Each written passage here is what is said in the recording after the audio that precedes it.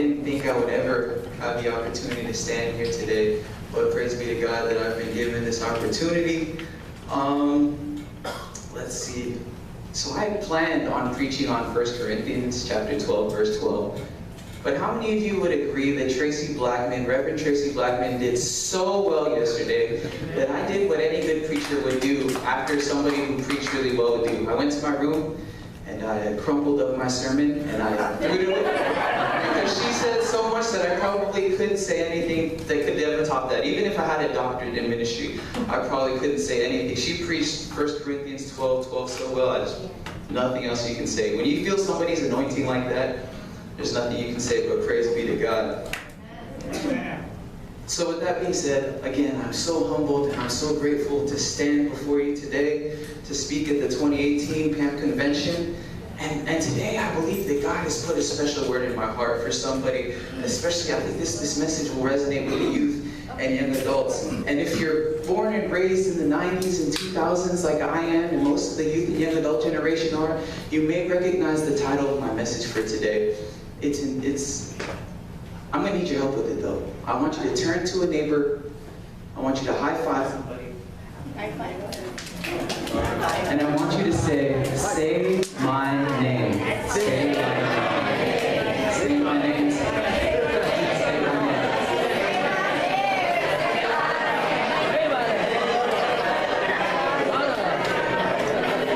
And it would be strange if you told somebody to say your name, but they don't know your name. So could you introduce yourself to somebody if you don't know your name? If you fully introduce yourself, it'd be kind of strange.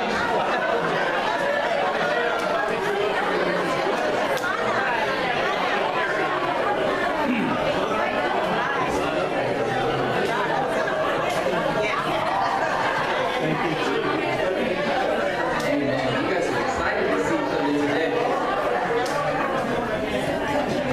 Because we are in a season and in a space of introduction. I'm sure most of you don't know who I am.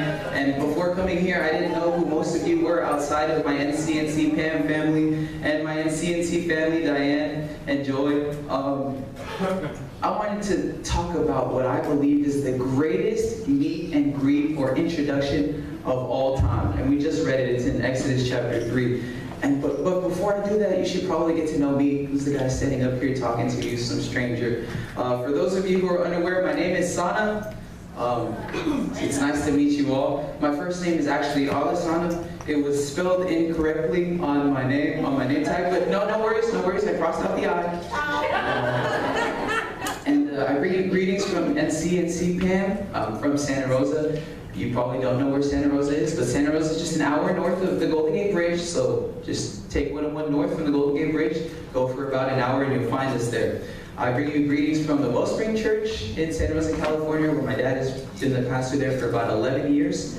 So the first thing you should probably know is I'm a preacher's kid, which means I get put on the spot a lot. My dad will be preaching and he'll give me the look, and I'll look at him and he'll look at me, and it's like my son's gonna come up and do something right now, and I'll look at him and he'll look at me, and I'll look at him and say, we didn't agree on this before. I didn't say I was gonna have to come up and sing a song, but I've had to learn how to live with that. There's a picture of me and my family there. All right, so that's me with the belly. Don't mind the belly. I'm working on changing that. Mom and dad in the middle. I have a little brother. I'm 21 years old, and my little brother is 7. So there's a huge age gap there, and I have 2 sisters that are now in high school. One thing you should also know about me is I'm 21. People tell me all the time I look like I'm 30. My grandma tells me I'm 30, but what she doesn't know is I'm pretty insecure. I was genetically cursed with a small chin syndrome, which means that I have a small chin, so the other part of the chin tends to grow over it, so I decided to go a bit over all of it.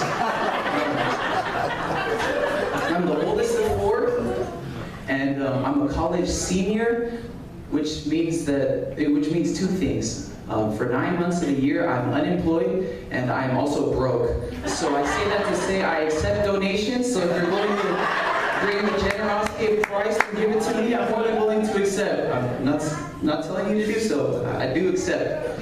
And Throughout the course of my life, I've been given many nicknames, most notably Sana.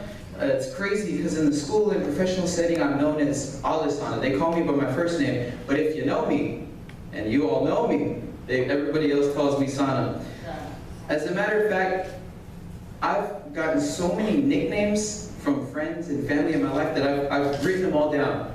I've gotten Sane, I've gotten Sunia, I got Sina, I got Sani, Sano, Sonia, Suna, Sona, Sana, Sanibo, Sani Bobani, Sana Bobana, Sana Banana, Sanda, Sandra, Santa. A kid called me Jose one time. I've gotten Alex, and the most recent one I've gotten is Al, and I've been called Sal by Maxwell. Cool, all good. People have come up with a bunch of different ways to refer to me, but they all refer to Sana. And names are generally, you would agree, names are generally the way that we associate ourselves with one another. Like if I walked to the back of the room and shook somebody's hand and I said, I'm a 5'10 3/4 brown-skinned male who likes to preach, you'd probably think, this guy is crazy. We don't introduce ourselves by our characteristics, we introduce ourselves by our names, right? When you're asked to fill out a form, any form, government form, any kind of form, you write your name first. When a teacher is looking to give credit for an assignment, the first thing the teacher looks for is your name, or else you don't get credit for the assignment. Names also carry significant weight in Scripture as well. Israel, which is, we serve the God of Israel. Israel was named after Jacob, and Jacob was given the name Israel after he wrestled with God. So the name Israel means to contend with God, as if to wrestle. And there's the name of Samuel, and Samuel means gift from God. And his mother named him Samuel because she prayed and prayed and prayed earnestly because she was barren, and God blessed her with a son. And so she named him gift from God, which is Samuel. And Peter, I'm sure most of you guys know what Peter means. Peter is Greek for Petros, which means rock. Now Peter's the rock before Dwayne the Rock Johnson ever came into the picture. Peter's the real rock.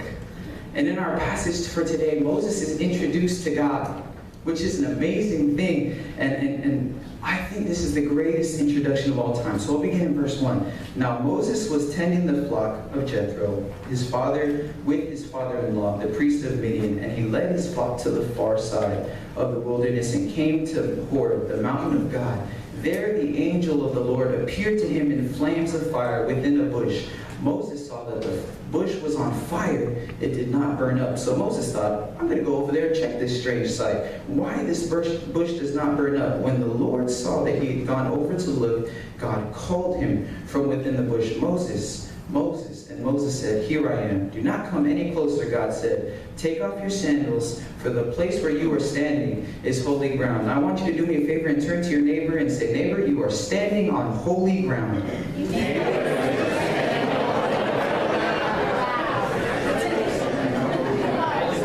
There's a second part to that, but please don't take off your shoes. It might get a little warm in here for that.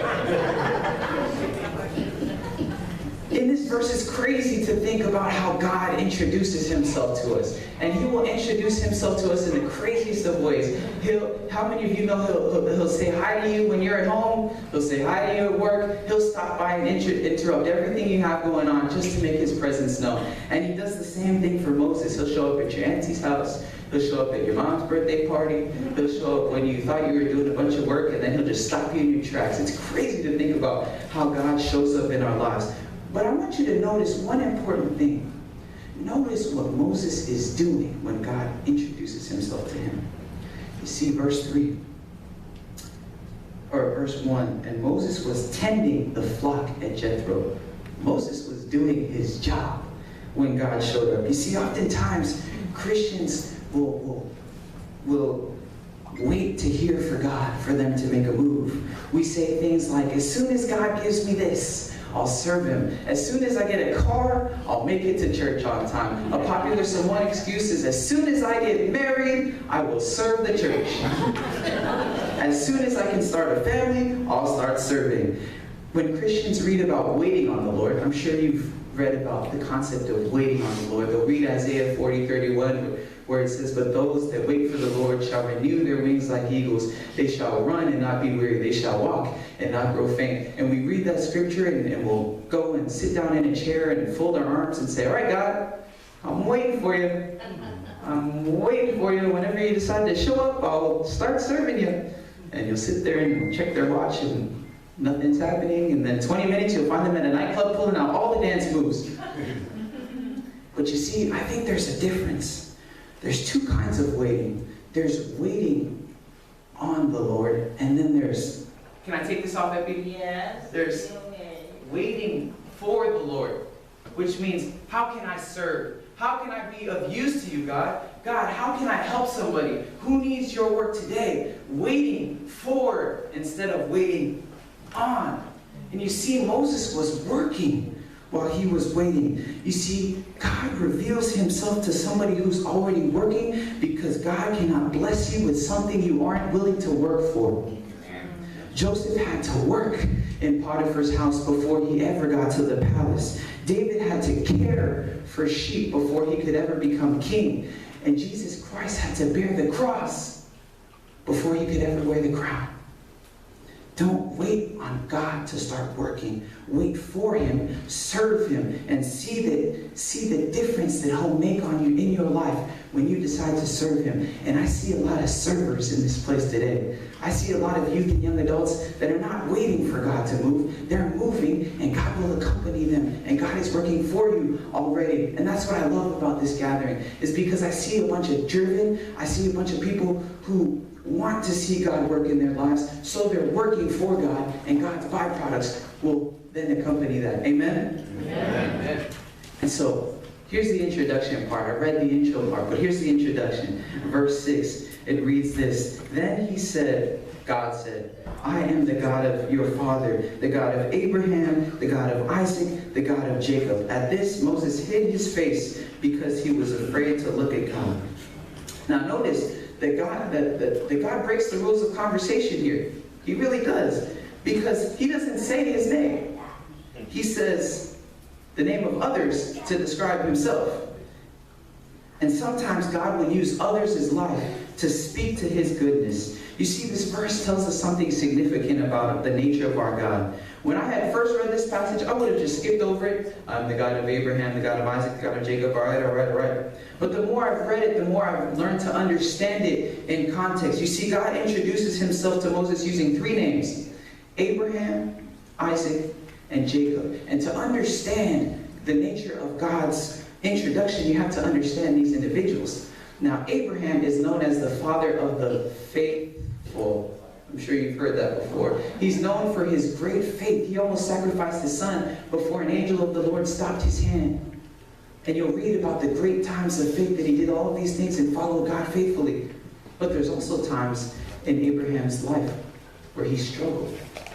There was also a time in his life where he was impatient. There was also a time in his life where he was so fearful that he told the king of Egypt that his wife was his sister because he was scared of dying. So if you read it in a different context, you could turn the father of the faithful into the father of the fearful. That's the first name God uses to introduce himself. The second name he uses to introduce himself is Isaac. Now, Isaac and his wife single-handedly broke apart their family because they favored one. If Abraham is the father of the faithful, Isaac is the father of favoritism, because he favored one son over the other, and it drove their family apart. Even to this day, those two nations are fighting with each other. And then we get to the third son. We get to Jacob. And don't even get me started with Jacob. Jacob has got more problems than I've got nicknames. He was a trickster. He was a coward. He was a thief. He didn't even really turn to God until God had to physically wrestle him. Jacob is known as the father of Israel. And he still had all these problems. And I'm not making this stuff up, folks. It's all in the book of Genesis. And God introduces himself to Moses. And Moses isn't perfect either. Moses is in the wilderness because he murdered somebody. And not only did he murder somebody, he murdered a soldier, which is treason to a murderer, by using a scaredy cat. He uses him by introducing him through a scaredy cat, through introducing himself through a man who single-handedly tore his family apart, and through another man who was a cheater, a liar, a coward, and a thief. What does that say about our God? It says a lot. But I think most importantly is this. God would never associate himself with something he's not proud of. In the Samoan culture, it may be the same with many other Pan cultures, but we don't use the phrase, I'm proud of you, a lot. It's not something that's said very, very frequently. I actually had a deep conversation with a woman whose father had just died, and she was in pain because she had never heard her father say, I'm proud of you, or I love you. She knew that he did, but he never said it. And I've been blessed that my parents have, every once in a while, said, I'm proud of you, and I love you. And I'm grateful to God for that, because it goes a long way. Would you agree? Hearing somebody say, I'm proud of you, or I love you, goes a long, long way. But check this out. The reason why God doesn't acknowledge himself as being, why he acknowledges himself as being the God of Abraham, Isaac, and Jacob, is because he saw all that he was able to do within those three people's life. And he says, despite their flaws, he acknowledges that they are his pride and joy, and that he can take pride in their lives. And God is saying, I take pride in your life as well. God is essentially saying in a roundabout way, yeah, those guys are messed up. Yeah, you're messed up. Yeah, I'm messed up. Yeah, we can't get our act together. But because I put my name on them, I'm proud of them. Those guys who lied, cheated, stole, I'm proud of those guys. Moses, you're a murderer, but just like I used them, I'm going to use you too. And whoever acknowledges me before the Father, I will also, whoever acknowledges me before others, I will also acknowledge before the Father. And I'm here to encourage, I'm here to uplift somebody today who's never been told I'm proud of you before in their lifetime, who's never heard I love you, who's never heard or found the validation that you've been seeking from your parents. You have a Father in heaven who is proud of you. He has seen your efforts. He has seen the times that you opened doors and nobody said thank you. He's seen the time where you watered the plants and nobody saw you. He's seen the moments where you cried alone. He's seen your pain. He's seen your pleasure. And he may not be proud of everything you've ever done, but he takes pride in you. Touch three people and say, God is proud of you. God is proud of you. God is proud of you. God is proud of you.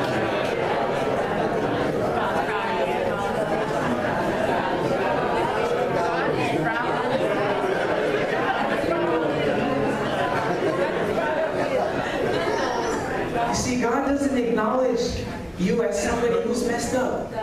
He doesn't acknowledge you as somebody who's made a mistake before. He acknowledges you as his child. Oftentimes we are known for the things that we've done. Oh, it's stumbling Stacy. I'm known as clumsy Sana. There's dangerous Danny. Somebody may remember you for the one bad thing that you've done in your life. Maybe you're known for the mistake that you've made. But you know what's amazing about our God? Despite all of what people may think about you or the labels that are placed on you, God is more interested on what he's going to do in your life than what others have to say about your life. God calls you reborn. Someone may have called you messed up, but God calls you a miracle. Somebody may have called me broke, which is a fact, but I'm broke and I'm blessed. Someone may have called you weak, but God calls you a witness to his goodness. You see, our weaknesses are made perfect in his strength. And he who began a good work in you will be good and faithful to complete it. So we continue on to verse 7. The Lord said, I have indeed seen the misery of my people in Egypt. I have heard them crying out because of their slave drivers, and I am concerned for their suffering. So I have come down to rescue them from the hands of the Egyptians and bring them up out of the land to a good and spacious land, a land flowing with milk and honey, the home of the Canaanites, Hittites, Amorites, Perizzites, Hivites, Jebusites, Cellulites. And now the cry of the Israelites has reached me, and I have seen the way the Egyptians are oppressing them. So now go. I am sending you to Pharaoh to bring my people, the Israelites, out of Egypt. But Moses said to God, who am I that I should go to Pharaoh and bring the Israelites out of Egypt? And God said, I will be with you. And this will be a sign to you that it is I who have sent you. When you have brought the people out of Egypt, you will worship God on this very mountain. Moses said to God, suppose I go to the Israelites and say to them, the God of your fathers has sent me to you. And they ask me, what is his name? Then what shall I tell them? God said to Moses, I am who I am. This is what you are said to say to the Israelites. I am has sent me to you. So get this scene. God hears the cries of the Israelites, hears the cries of his people, and he determines, I'm going to use Moses to deliver my people out of the hands of the Egyptians. And Moses says, who me? You're talking to me? God says, yeah, I'm talking to you. And Moses says, all right, I guess I'll do it. But one more thing. And I always envision Moses with his notebook and his pen in hand, and he's saying, all right, I got one more question for you, God. So what's your name? And if it was a modern translation, he'd have his iPhone with his note app out and ready to go. So he says, God, what's your name?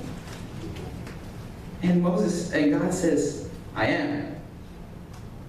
And I'm sure Moses is right. I am what? God says, I am that I am. In other translations, it says, I will be what I will be. Tell the people that I am sent you. And Moses is thinking, I am what? Doesn't make any sense. But check this out, and I want you to get this, so listen closely. I believe that God left I am blank on purpose. And here's why I think he left it out on purpose. God left it out on purpose because you are the one to fill it. Your situations and your seasons may change in life, but God remains constant. So God is what you need for the season that you are in. If you need him to be a waymaker, he will be your waymaker. If you need him to part the Red Sea in order for you to walk through, he will do that. If you need him to be there for you when you cry, he will be that. I am blank, whatever you need for the situation that you are in. What you need may change, but it says in Malachi chapter 3, verse 6, I am the Lord, I do not change. God says, I am sufficient enough for all seasons and all situations. Touch somebody and say, He is. He is. He is. He is able. He is willing. He is merciful. He is loving. He is love. He is God. In the Hebrew language, it's Jehovah or Yahweh. We translated it to Jehovah, but it was Yahweh. And that means I am. And that's his name. God is I am. And that's why we have so many ways of calling God by his name. We've come up with a bunch of different names as people to describe God. We've called him Jehovah Jireh, which means my provider. We've called him Jehovah Nisi, which means my banner. We've called him Jehovah Rapha, which means my healer. We've called him Jehovah Shalom, which means my peace. We call him Alpha. We call him Omega, the first, the last. He is Abba. He is Father. He is Elohim. He is God above all other gods. He's El Shaddai, God Almighty. One God with many names. Because God is so fitting for every situation and every season in our life. Because God means something different to you than he means to me. He may have rescued you from death. He may have opened some doors for you that nobody else could open. And that's why I love worship. That's why I love us coming together. Because what we're doing is giving God the expression of what he's done for us. You see, some of you may not understand the way that I worship because you don't understand what I've been through. And I can't understand what you've been through, but we have one thing in common as a church. And that is God. That is the blood of Christ that we have to share. And that's a bond that nobody can ever break. Because as far as we leave these doors, we have that connection of God. We are a church. Now, a church is a mobile place. Sometimes we think that a church has to be stationary. But a church is mobile. And we take this gospel and we're taking it to places where it's never gone before. We are the united church of Christ. There's a beauty in the saying united church of Christ. I love our name as a church. I believe that God also left I am blank for another reason. Because somebody else finishes that sentence. There was somebody who in the Gospel of John that said, I am the bread of life. I will sustain you. You've been looking for culture and all these other things to give you what you need God to help you with. That same person said, I am the true vine. If you get connected to me, you won't need connection anywhere else, even if your Wi-Fi's out. That same person said, I am the light of the world. If you catch my light, no darkness could ever stop you. He said, I am the door. If you will enter into my promises, you won't ever want to leave. He said, I am the way, I am the truth, I am the life. Somebody else answered the I am by saying, I am the resurrection. Though Lazarus may die, yet surely will he live. Jesus finished the sentence. I love the grace of God because it transcends or goes above and beyond all boundaries that man has ever tried to put in our way to stop us. You see, before there was ever a church, before there was ever a UCC or PAAM, there was one God. And before there was ever a denomination that man used to try to separate us, there was a crucifixion. And before there was ever a Filipino, Samoan, Chinese, or Japanese label, there was a word. And that word was in the beginning. And that word was with God, and that word was God, and that word dwelt among us and became flesh, and took our sin and shame and our iniquities and nailed them on the cross, and was lifted so that you and I would never have to be separated by creed or theology, but you can be united under that one word. A word that which every knee shall bow, and that every tongue shall confess that Jesus Christ is Lord to the glory of God. So because we've been redefined by God, I close with this. Don't ever let anyone call you or define you by what they think that you are. You are loved. You are blessed. God has had his hand upon your life the entire time. He is proud of you. And if God be for you, who can be against you? We as Christians need to stop letting the devil define what God has spoken life into. Don't give the enemy the upper hand. Don't give culture the upper hand. Give it to God and see what God can do through you. You see, church, the beauty of the body is that we can live in harmony, we can live at peace, and we can live with purpose when we can recognize who we are in relation to who God is. God is the great I am, not the great I was. We believe that God is still speaking. And I believe that at this moment, God is speaking to somebody today. Amen. Amen.